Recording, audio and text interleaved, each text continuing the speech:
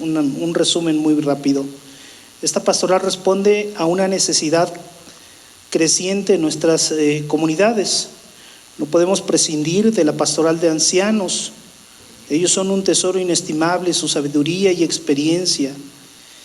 Es necesaria esta pastoral por una realidad generalizada. Los mayores dejaron de ser minoría y ahora son una población creciente. Por ejemplo, en Europa ya son un quinto de la población, incluso en algunos países un cuarto de la población, ¿sí? Son adultos mayores. Y es una realidad pues que poco a poco va permeando, sobre todo en los países occidentales. El Concilio Vaticano II nos llama a leer los signos de los tiempos con ojos de esperanza, y los adultos mayores son un signo de los tiempos. En la Iglesia lo reconocemos como un don de Dios, una nueva oportunidad a la luz de la fe y tiempo de gracia, al anuncio del Evangelio y enriquecimiento a la comunidad. En muchos lugares los adultos mayores son los grupos más activos de la Iglesia. Eso hay que tenerlo bien en cuenta, son los grupos más activos. Pues, y si nos vemos entre nosotros, muchos de nosotros son adultos mayores y son de quienes más aprendemos. Entonces, el primer punto, la transición demográfica. ¿Qué es lo que está sucediendo en el mundo? ¿Cómo es la transición demográfica? ¿Sí? La transición demográfica es uno de los grandes cambios de nuestro tiempo. Tiene implicaciones sobre todo en la estructura de una sociedad que se basaba por edades, ¿sí? Los niños, los jóvenes, los adultos que trabajaban, los adultos mayores, así como que así se basaba la sociedad, ¿no? Una sociedad bastante estructurada por edades. Pero en muchos países esa estructura está cambiando radicalmente. Apenas tengo unos amigos, fueron a Europa, llevaban sus hijos, 3 hijos, y dice que la gente así los aplaudía y les decía: mira, tienes 3 hijos, y que iban y los acariciaban y les tomaban fotos, porque ya hay sociedades muy envejecidas donde ya los niños pues son casi así una novedad, ¿sí? Se han cambiado muchas estructuras. Claro, en México es distinto, pero ahorita en el tema vamos a ver que para allá vamos, ¿sí? Para allá vamos. A comienzos del siglo XIX, en cualquier país del mundo la esperanza de vida era inferior a los 40 años, a principios del siglo XIX, ¿sí? Y los recursos materiales por persona eran limitados. La mortalidad infantil era de la más alta. Más de 1 de cada 5 niños moría antes de cumplir el primer año de vida. 70 años se consideraban el límite máximo posible para la existencia humana. 70 años. El promedio de vida era entre los 35, 40 años y se acababa, ¿sí? La transición demográfica comenzó en Europa y luego se extendió al resto del mundo, impulsada por una de las mayores aspiraciones de la humanidad: vencer la muerte prematura.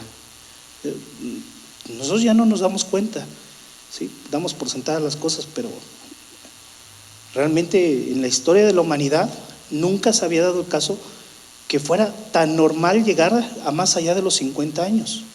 Para nosotros es la cosa más normal, pero no ha sido así en la historia de la humanidad. O sea, eso es apenas en los últimos 100 años de la humanidad. Alcanzamos llegar más allá de los 40, 50 años. Es más, ya ni siquiera es novedad llegar a los 50 años. Yo ya voy a cumplir 50 años.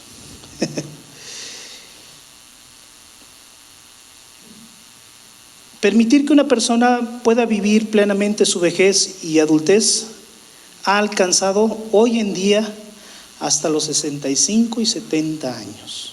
Casi es el promedio de vida a nivel mundial, 65 y 70 años. Casi, claro, en otros lados es muchísimo más, ¿sí? Casi todos los países, aunque a ritmos distintos, han avanzado en esa dirección, mejorando tanto la duración de la vida como el bienestar material. México, ¿sí?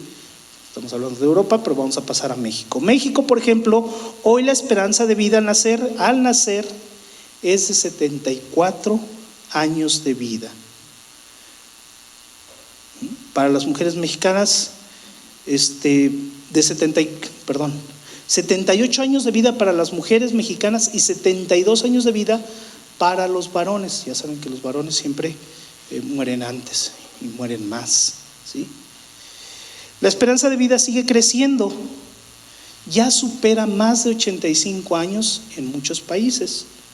Japón, Malasia, Indonesia, muchos países asiáticos, sea por el ritmo de vida, por la alimentación o por los sistemas de salud, también en países europeos, ya llega el límite de vida, ya llega hasta los 85 años, ¿sí?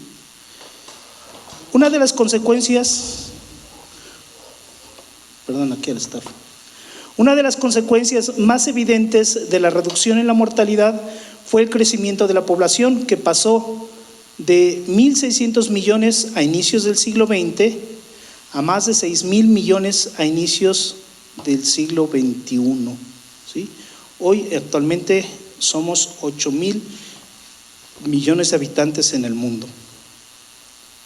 La demografía mundial ha tenido 3 fases, ¿sí? Primero, un crecimiento lento, casi nulo, durante milenios, hasta superar los primeros 1.000 millones de habitantes después del 1800. Hasta el 1800 alcanzamos a ser 1.000 millones de habitantes. Después hubo un crecimiento explosivo en el siglo XX, con un aumento anual cercano de la población del 2%. Cada año la población crecía un 2%. Actualmente vivimos una desaceleración en el crecimiento de la población, ¿sí? Con tasas de crecimiento cada vez menores. En México, por ejemplo, ¿sí? Son datos del INEGI. La población seguirá creciendo lentamente, pero en el 2053 llegaremos al tope del crecimiento con 147 millones de habitantes. Ese va a ser nuestro tope. Algunos pensarían que son muchos. Estados Unidos son más de 320 millones de habitantes, ¿sí? Y por primera vez en la historia comenzará a decrecer el volumen de la población en nuestro país. Se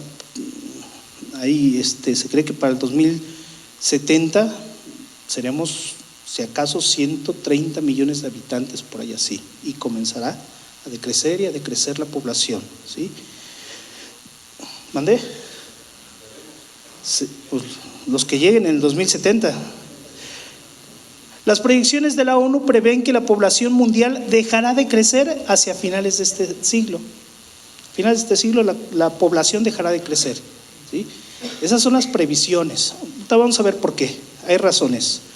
Aunque la población deje de crecer, la transición demográfica implica un cambio estructural profundo. Se pasa de una sociedad con abundancia de jóvenes a donde predomina una sociedad adulta y mayor. Estamos viviendo una transición demográfica.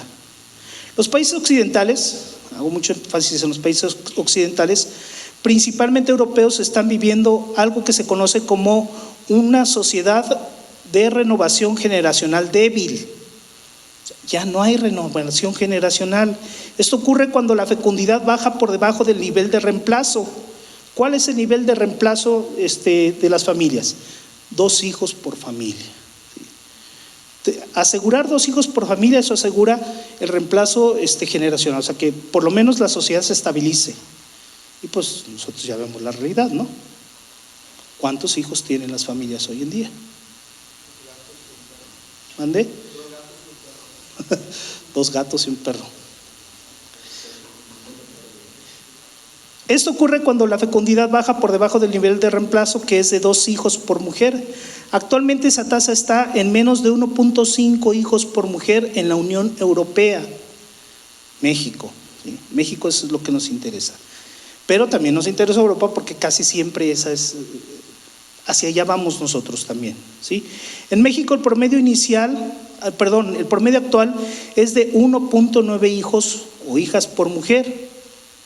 Pero hacia el 2070 esta tasa se reducirá incluso inferior a Europa, a 1.4 hijos por mujer, lo que garantiza que poco a poco estaremos en esa tendencia occidental de una renovación generacional débil. La menor tasa, hacia el 2070 aquí en México, se presentará en la Ciudad de México con apenas 1.3 hijos por familia, ¿sí? Y se sostendrá un poquito en los estados del sur, Chiapas principalmente, con 2 hijos o hijas por mujer, por familia. Esto, por supuesto, nos está llevando a una crisis demográfica, con generaciones nuevas insuficientes para sostener a las anteriores. Así tenemos países envejecidos que enfrentan un aumento del índice de dependencia de los mayores, no solo porque hay más ancianos, sino también porque hay menos personas en edad laboral que sostengan el sistema económico-social. No sé si recordarán, hace tiempo Carlos Slim proponía que se aumentara los años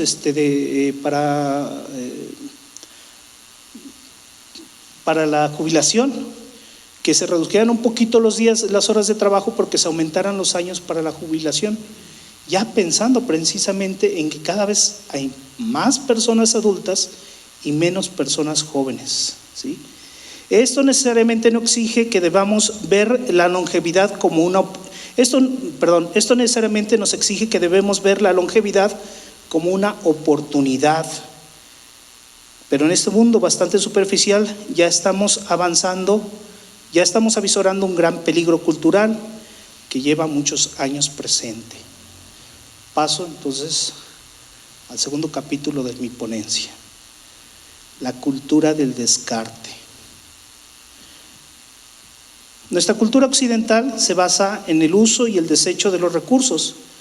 Esta cultura se extiende a las personas y es un paradigma moral donde los bienes y los humanos son vistos como recursos descartables y desechables. Hoy más que nunca los adultos mayores son desechados en los países llamados del primer mundo. Ya el Papa Francisco, en su encíclica Laudato Si, critica el descarte social de una cultura que no valora la vida humana, incluidos los ancianos, que son vistos como prescindibles. Aunque en la encíclica el tema es tomado ampliamente, también atañe a los ancianos. Ellos corren riesgo de ser arrojados, olvidados por la sociedad por la falsa narrativa de su inutilidad. Y nosotros lo podemos constatar, supongo que todos visitamos a nuestros enfermos. Y cuánta tristeza es ir a visitar a los ancianos enfermos que están prácticamente abandonados en un cuarto y cómo se quejan ellos, que es que no me escuchan, es que no me oyen, es que no me atienden, es que me grita mi hija, me grita mis nietas.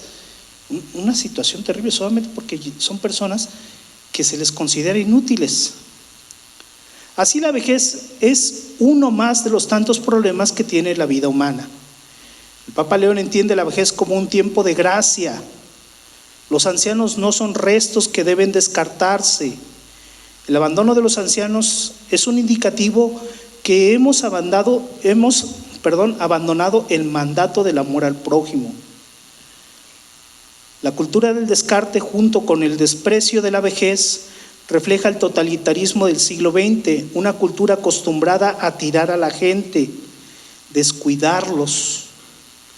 El paradigma moral debe ser adaptado por la pastoral y profesionales médicos. Es preocupante que fruto de esa cultura del descarte ya podemos ver políticas públicas que han socavado la protección de los ancianos. Bélgica, España, Italia, Reino Unido, Canadá, ya reflejan resultados de políticas de descarte terribles, son escandalosas. Cuando nos leían esto en Roma, pues, como que nosotros vivimos en nuestra burbuja y no nos damos cuenta de eso. Voy a leer algunos casos, ¿sí? Son terribles. Y los leo porque no para escandalizar a nadie, sino porque debemos de tener cuidado porque hacia allá vamos, ¿sí? Siempre de vez en cuando se presentan iniciativas en favor de la eutanasia y siempre las pintan como una opción, como una opción deseable para la sociedad. Otras políticas que también hay. Vamos a ver algunas. Durante la pandemia, muchas políticas de aislacionismo social cobraron vidas de miles de ancianos en lugares de acogida debido a políticas gubernamentales negligentes e instalaciones médicas con pocos recursos. Amnistía Internacional, no la Iglesia, Amnistía Internacional informó que el Servicio Nacional de Salud de Inglaterra anunció la decisión catastrófica de dar de alta con urgencia a pacientes hospitalizados hacia residencias de ancianos, es decir, mandar personas enfermas a las residencias de ancianos,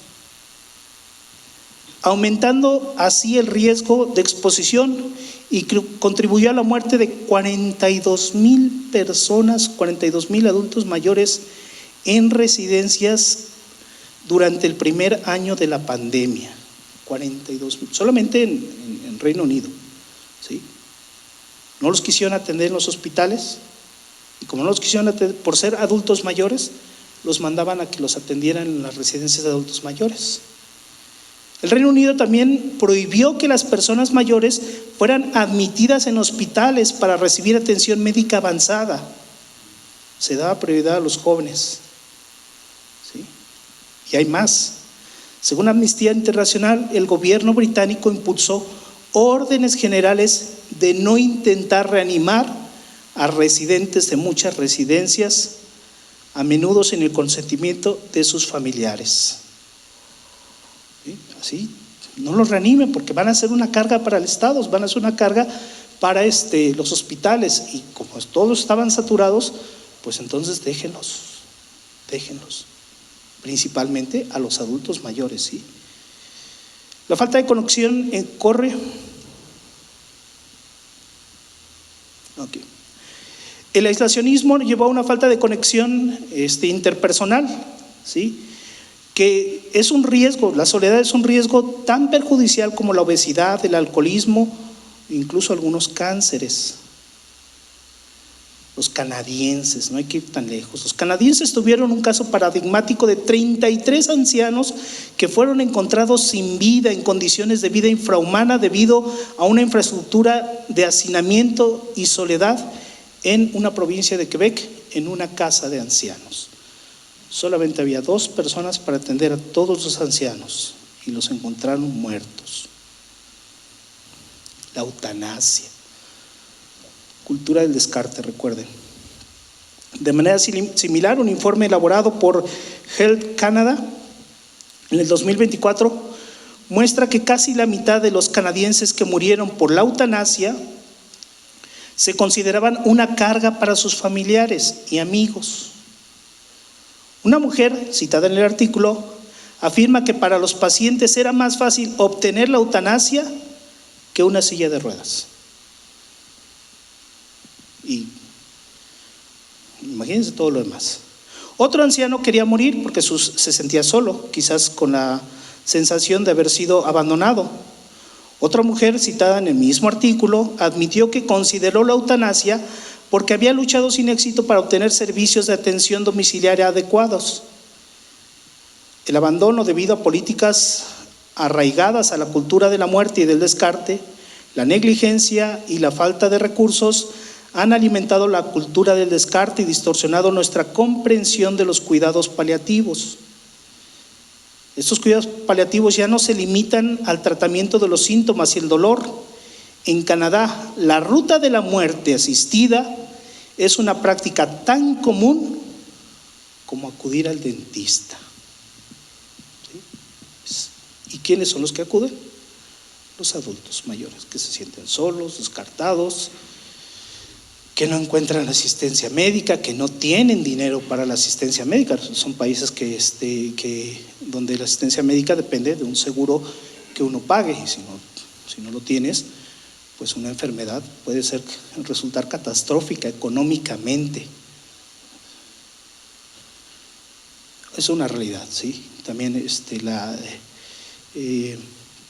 la eutanasia y una realidad a la cual tristemente y poco a poco nos comenzamos a acercar. Cada vez hay más, se presentan más iniciativas de ley a favor de la eutanasia en nuestro país.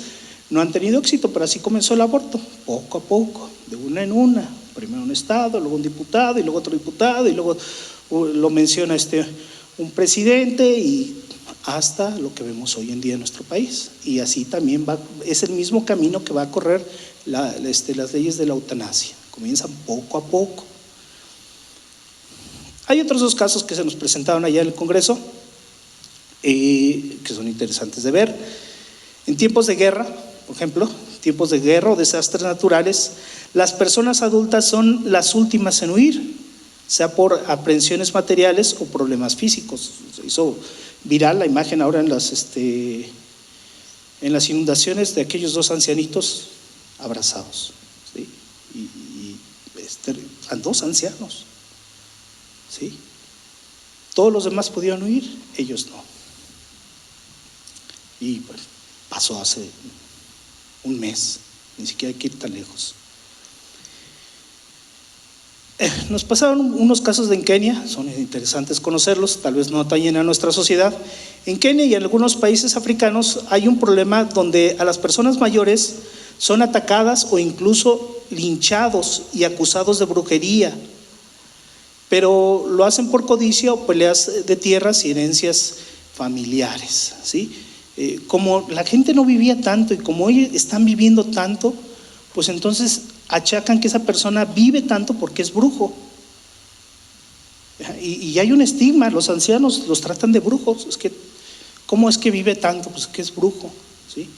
Repito, esto de que podemos llegar a vivir más de 50 años no tiene mucho. Y estoy hablando de países occidentales, países como en África, donde también está alcanzando la edad de vida más tiempo, pues se está viendo eso, ¿sí? En los países con poca educación se cree que es bruja la persona, brujo, y los están linchando, los están quemando vivos y los están matando.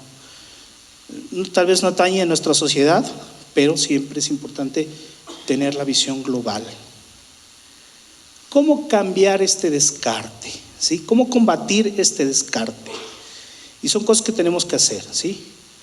Reformas al sistema y participación de múltiples partes en la asistencia de los ancianos.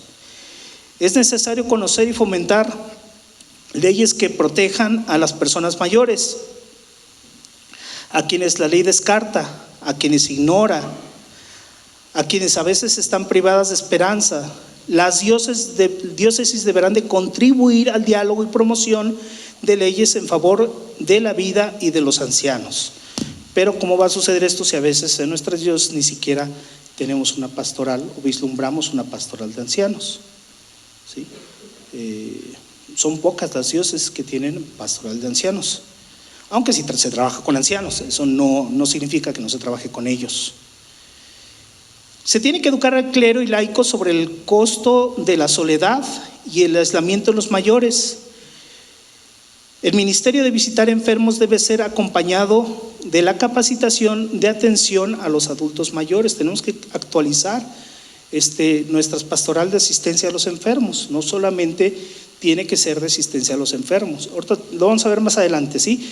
Porque una pastoral de ancianos no tiene que confundirse con una pastoral de asistencia, ¿sí? Pensar que los ancianos solamente tienen que ser asistidos. No, en eso no consiste la pastoral de los ancianos, no es una pastoral asistencial. Tiene parte de pastoral asistencial, ¿sí? Pero no es una pastoral asistencial, porque no todos los ancianos están enfermos y muchas enfermedades surgen de la soledad. Tenemos que involucrar a los mayores en actividades de la pastoral de la parroquia, aprovechando su sabiduría y conocimiento.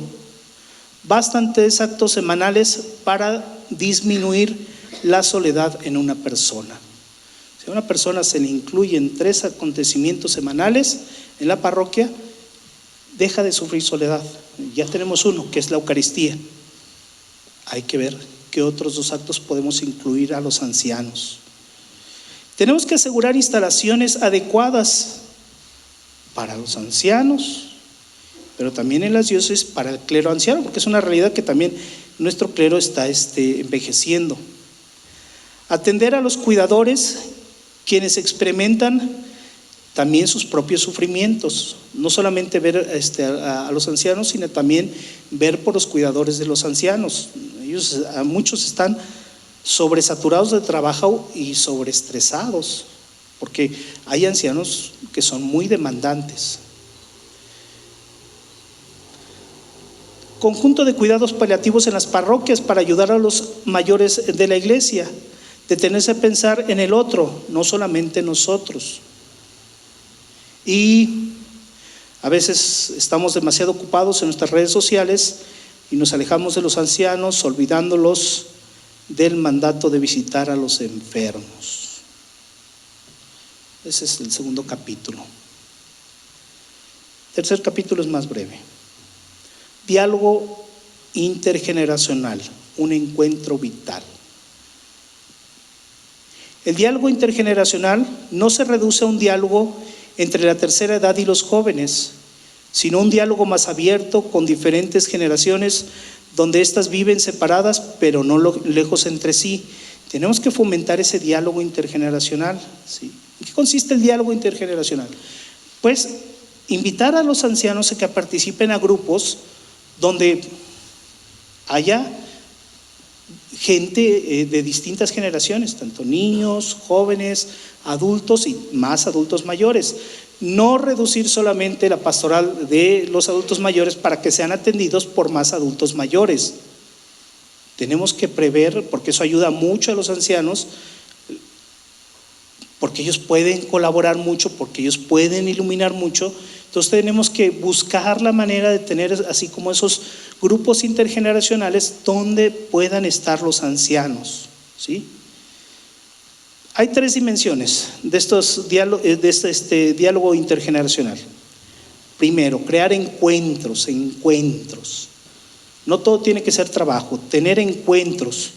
Podemos crear y aumentar las iniciativas de diálogo, movilización de jubilados, de residencias de ancianos, y también que jóvenes o adultos o niños visiten casas de ancianos,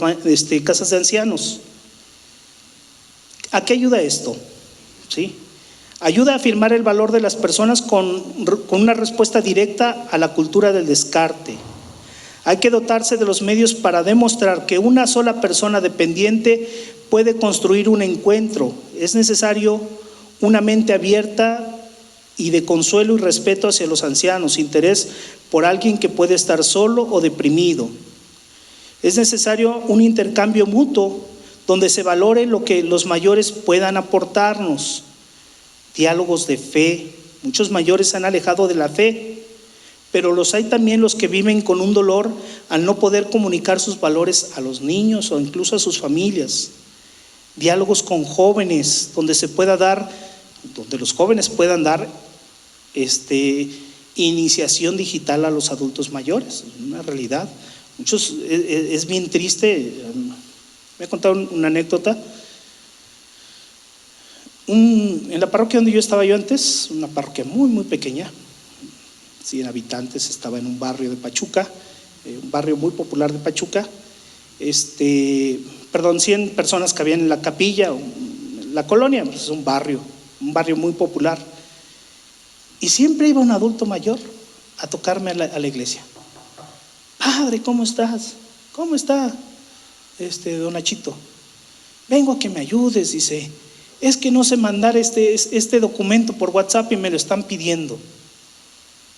Y el Señor teniendo hijos, teniendo nietos ahí en la casa, iba con el Padre para que él le pudiera mandar ese mensaje que le urgía mandar al Seguro Social, que le urgía mandar a un doctor, porque él no sabía cómo hacerlo.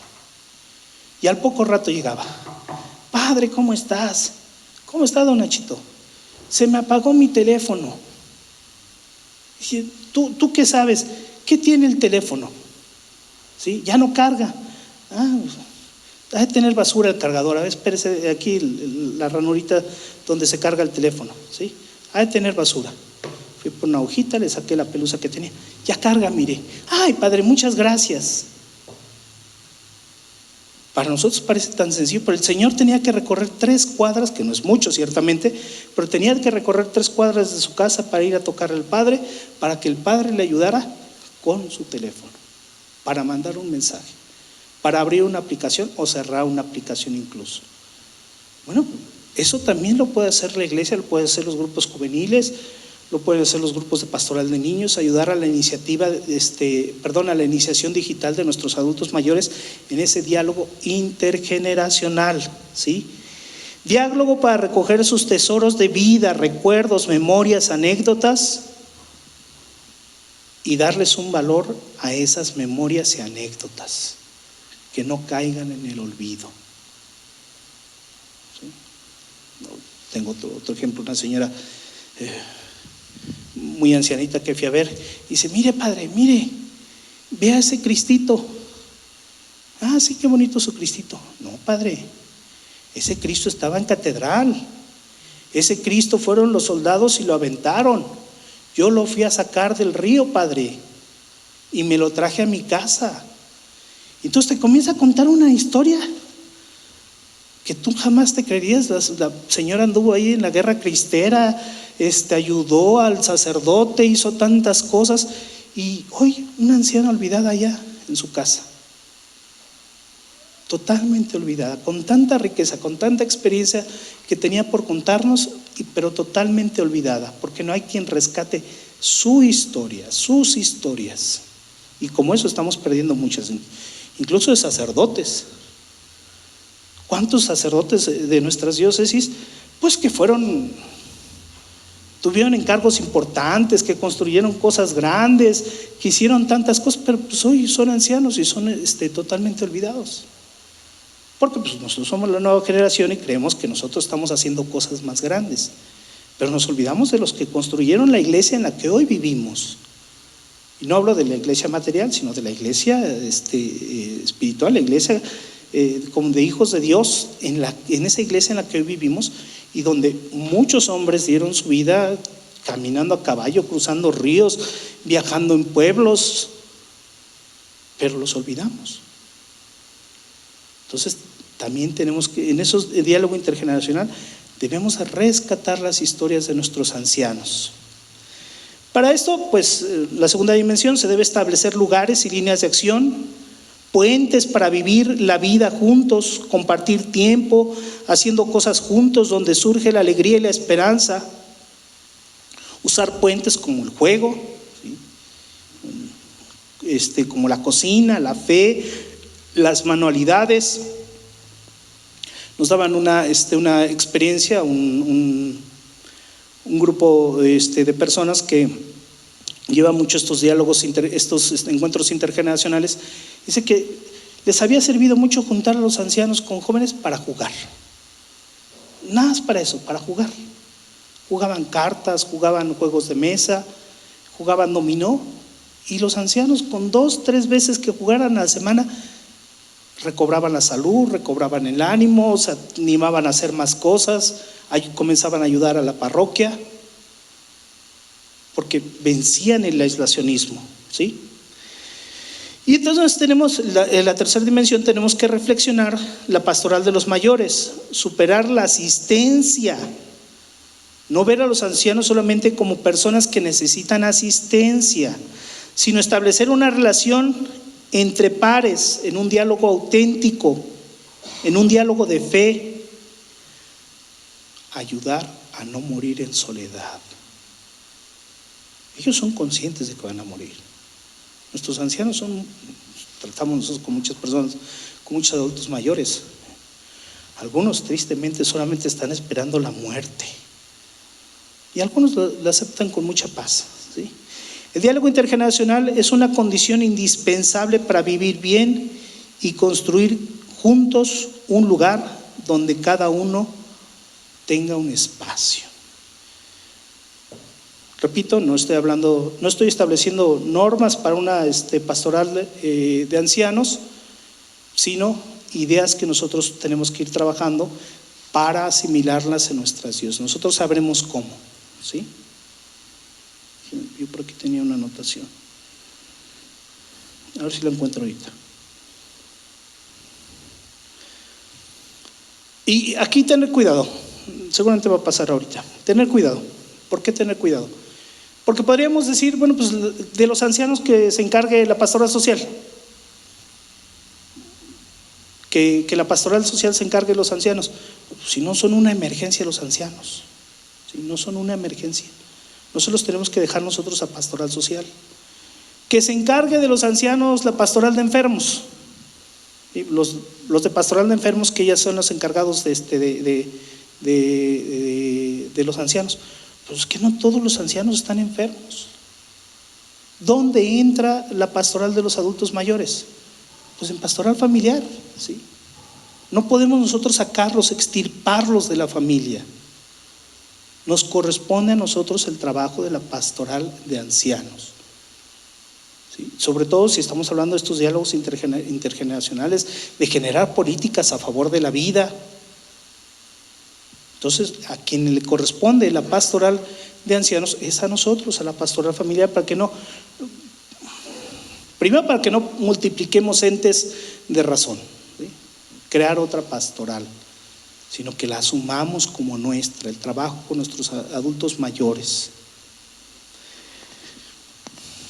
Pastoral de adultos mayores, cuarto punto, y ya con esto termino mi exposición. Y algunos están durmiendo. Primero, estamos ante un desafío, ¿sí? La pastoral de adultos mayores es un desafío que se nos presenta. Y así veámoslo como un desafío. Yo creo que si lo vemos como un desafío, nos animamos. Por eso yo decía, no vamos a darles cosas prehechas, sino nosotros tenemos el desafío de la creatividad.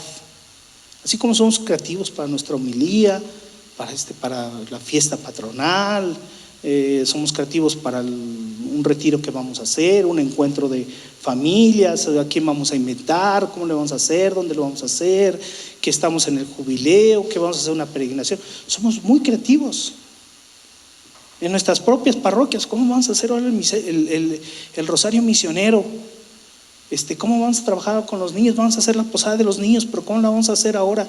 Vamos a encargar que hagan una pastorela. Bueno, veamos también esta pastoral de adultos mayores como un desafío más, un desafío incluso de creatividad. ¿Cómo vamos a trabajar con nuestros adultos mayores? El reto más grande es vencer la soledad. Ese es el reto más grande, vencer la soledad, el aislacionismo, porque incluso la familia ha dejado de visitarlos. Paradójicamente, en la época de la conectividad, los más desconectados son nuestros ancianos, ¿sí? Y repito, no vayamos lejos, nuestros sacerdotes ancianos también. Yo cuando estaba cuando trabajaba como monseñor allá en la Conferencia Episcopal Mexicano, siempre había un padre Jonathan, lo recordará, monseñor. Él siempre preguntaba por los obispos eméritos, y como que tenía recuerdo de los obispos eméritos, y a veces en diálogos con el padre Jonathan caíamos en cuenta de que muchos están así en el olvido total, ¿sí? Obispos que hicieron mucho trabajo, que hicieron muchas cosas, hoy también están en el olvido total, aislados, y eso nos puede suceder a nosotros como sacerdotes, ¿sí? Un peligro en la pastoral de los adultos mayores. Primero, el edadismo, ¿sí? Que es la discriminación por la edad. Usted no puede porque usted ya está grande, ¿sí? Buscamos jóvenes, ¿sí? Para vamos a hacer misión, pero queremos que sean jóvenes. Y nosotros mismos discriminamos, a veces ocultamos esa discriminación porque pues tenemos que cuidarlo, ¿no? Es que lo vamos a cuidar, tenemos que cuidarlo porque se puede caer, se puede enfermar, ¿sí? Y entonces por no tener los cuidados necesarios con nuestros adultos mayores, por no querer tener esa responsabilidad de cuidar a nuestros adultos mayores, nosotros los discriminamos en nuestras pastorales. Necesito gente, pero de esta edad, ¿sí? Que sean jóvenes. El edadismo. Se basa en creencias, prejuicios sobre las personas mayores, considerándolas de forma general como dependientes, vulnerables o con capacidades limitadas, lo cual es falso. Afecta a las personas de cualquier edad, pero es especialmente perjudicial para los adultos mayores, quienes no se sienten o no son comprendidos como tales. De ahí que un reto muy importante es la nomenclatura de nuestra pastoral. Interesante, ¿cuánto tiempo discutimos allá? Porque fue Magda y Alberto, y nos la pasamos discutiendo. Ahí había gente de todos los países, ¿sí? Habíamos, por aquí traía yo el número, pero creo que lo borré. Sí, borré ese dato. Sí, borré el dato. Habíamos 125 personas de 65 países, ¿sí? Y una discusión, que me acuerdo que hasta decía, tanta discusión por eso. Una de las discusiones que tuvimos es qué nombre le vamos a dar, o qué nombre le estamos dando a esa pastoral. Porque también los adultos mayores ellos mismos, por esto del edadismo, ellos también se autodiscriminan, ¿sí? Ellos también se autodiscriminan. Si nosotros decimos pastoral del adulto mayor, no van a llegar, porque no se quieren sentir adultos mayores. Pastoral de ancianos, la gente no va. Yo no soy anciano y no me llamen anciano. Y más porque a veces el título es despectivo, ¿sí?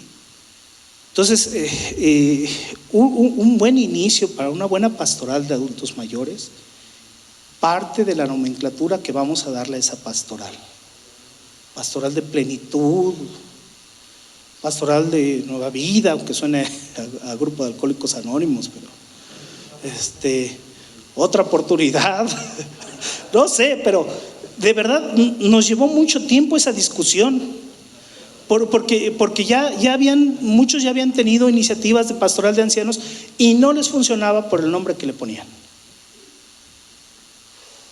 Por el edadismo, ¿sí? Porque, repito, los ancianos incluso ellos mismos se autodiscriminan. No, a mí no me digan anciano.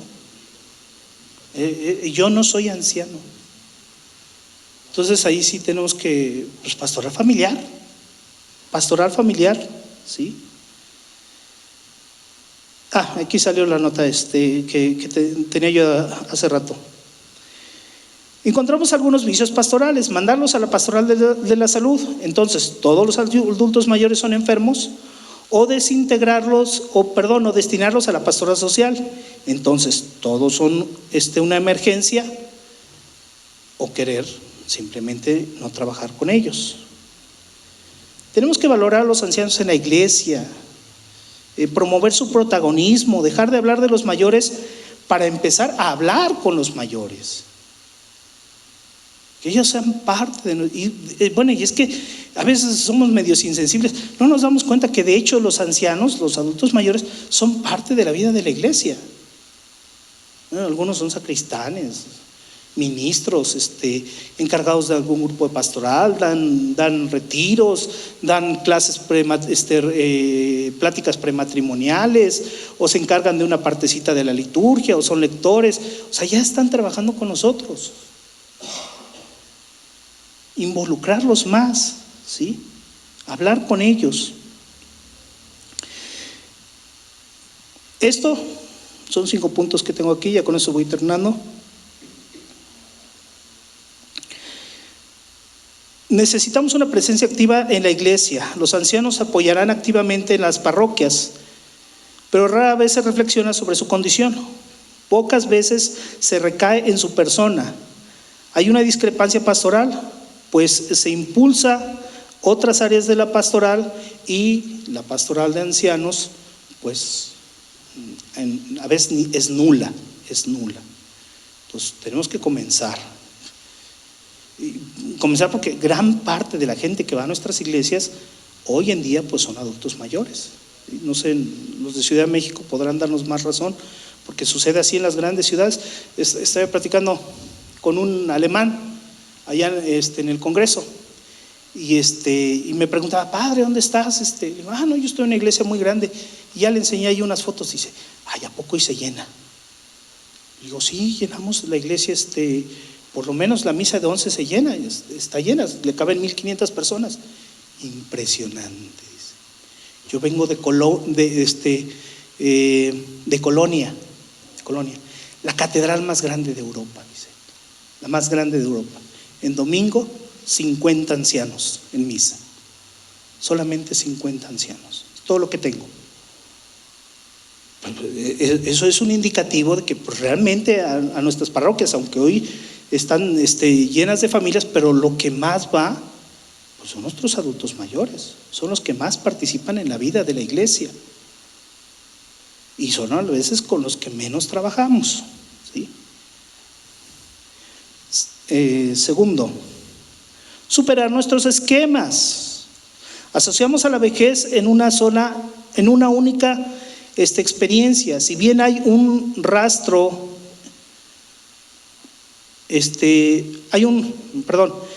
hay una permanente en todos, la soledad, ¿sí? Estamos viviendo el siglo de la soledad. Vivimos una época en donde la sociedad se ha encargado, ha luchado por la destrucción de la familia. Los boomers, ¿sí? Fueron los que primero aceptaron estas políticas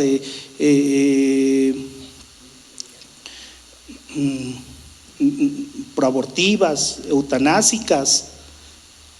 Y ahora esos boomers ya llegaron ancianos y son los que están viviendo tristemente el fruto de sus ideas.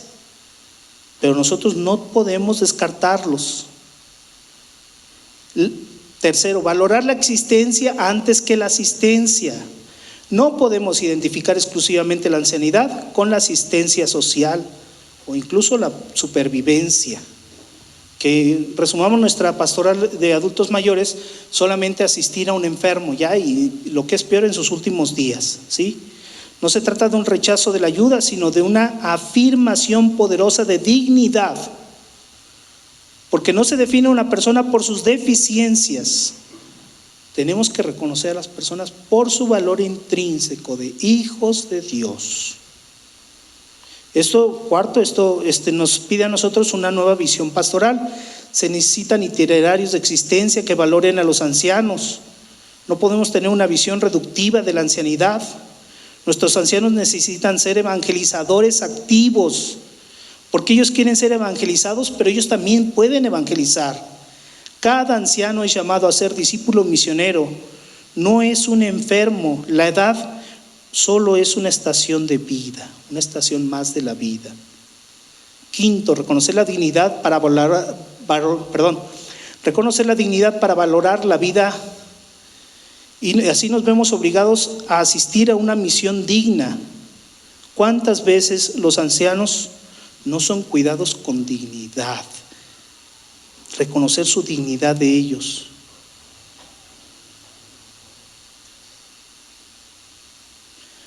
Y sexto y último, una verdadera pastoral de mayores significa estar profundamente convencidos de que los mayores necesitan encontrar o reencontrar el Evangelio de Dios y a su vez encontrarse con sus hermanos, encontrarse con el verdadero Dios, no con una versión reducida o endulzada del Evangelio.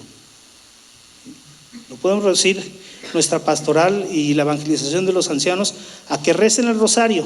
Sí, ellos que recen el rosario. No, nuestros ancianos también necesitan por su dignidad encontrarse con el verdadero Dios.